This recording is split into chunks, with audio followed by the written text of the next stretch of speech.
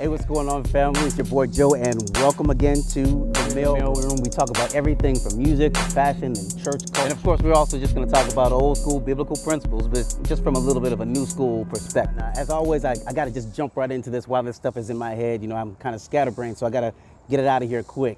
So this week, I found a gym. I got a chance to go to the gym, y'all. I'm going to be going again tomorrow, man. I'm kind of hype about that.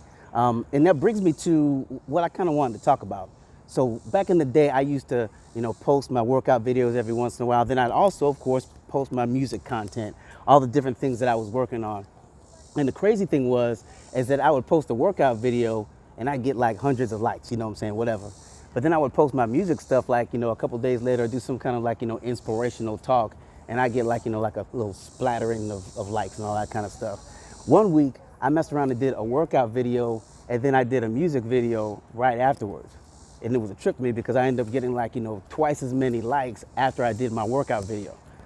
And that kind of made me understand something, what I'm saying? And there was a little bit of promotion that actually has to be tied with my message. And so it was a crazy thing I kind of found is that I was talking to a friend of mine, and we were kind of like, if you think about it, Jesus himself was like the ultimate promoter. I know some people are going to be like, oh my God, he's talking about like, Jesus and promotion and all that kind of stuff, man. Trust me, you got to run with me on this. I'm going to bring it all together. So if you even think about like what Jesus did in terms of his ministry, his first miracle that he did wasn't even planned. So he's out there, he's going to the wedding feast, and his mom comes up to him and says, Jesus, we're out of wine. We need some more wine for the wedding. And Jesus is like, Moms, man, come on, it's not really my time yet. I haven't put out my flyers. My team hasn't gotten out there and surveyed this territory. I can't just be doing willy-nilly miracles just out from nowhere. And his mom, Jesus, black mom, she's like, boy, I said we need more wine. Just walked off. Jesus was like, fine, boom, keep the party going. First miracle. But the thing about what we got to get from that is this. Jesus understood timing. He understood that it wasn't his time. And that kind of goes to what you think about what Jesus did as he developed his ministry. Jesus actually, and we talked about this a little bit last week, he put together a PR team. He got all these 12 dudes from various points of view, various walks of life, called them his disciples. But if you think about it, there were a bunch of guys who were in touch with different aspects of the community. And so what he ended up doing is he put these dudes together, he poured his vision into them, and then he said, you know what, take this vision and send it out to the people. It's genius, pure genius. What he did is he enabled himself to have a team of folks who were connected to the people. And those people would then be able to receive his message a little bit better. It's incredible. Most people wouldn't even be thinking about that. But even if you take it even further, what Jesus ended up doing later on is he always tied a miracle to his message. Miracle with the message. Whenever Jesus did his greatest sermons or one of the greatest works, it was always tied to some kind of like, tremendous miracle. He fed the 5,000, Sermon on the Mount. He performed the miracle in the temple, healed the blind man and said, I am the way, the truth, and the life. And if you think about it, Jesus had a tremendous sell to get to the people. He had a tremendous message that he had to get out. And he understood that if I'm going to be able to tell these people that I'm the way and the truth of the life, I need to give them some proof. I need to give a little bit of shine to go along with this. And peep this out. This is like the icing on the cake in terms of what Jesus did with his PR team and with his miracles. When he performed this miracle, this Sermon on the Mount, and then he fed the 5,000, he performed the miracle, put it in the hands of his team, who were just the regular dudes who were in touch with the people, and he let them distribute both the miracle and the message. And they were able to receive it because they were able to receive it from somebody who looked like them, who talked like them, who thought like them, because Jesus had put together his PR team. And then check this out. This is what that Jesus does at the end. He says, he actually has a PR powwow. He has a huddle. We hate huddles, but he actually had a huddle. He had a meeting with his team. He said, let me holler at y'all real quick. Who do people say I am? What are the people saying about me?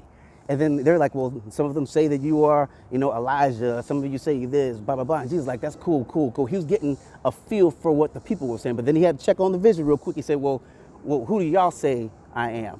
And of course, Peter, that's my boy, that's my dog. Peter comes up, he says, you are the Christ, the Son of the living God. And Jesus is like, that's right. That's my dog. Jesus had the perfect PR plan. And so this is the thing I want to give to you. I always try to make sure I give a nugget, is don't be under the blind gumption that you have to never promote the message of God. We have team meetings about our ministry all the time, and it's not because we're trying to put on some kind of great thing, but it's because we also want to make sure that we not only are going in the spirit of excellence, but that we also are able to touch the people in the right way. And if you think about it, you're like this. You are Jesus's ultimate PR machine. Sometimes people are not going to understand the miracles of the Bible, but they do understand that God brought you out of something. Your testimony is Jesus feeding the 5,000. That's the miracle. And then they get the message that they don't have to stay in the rut that they're in. You know, you are a PR diamond. You are supposed to be out there shining, and that's what you're supposed to do. Don't ever think that you can't talk about the favor of God. Don't ever think that you can't talk about the gifts that God has given you.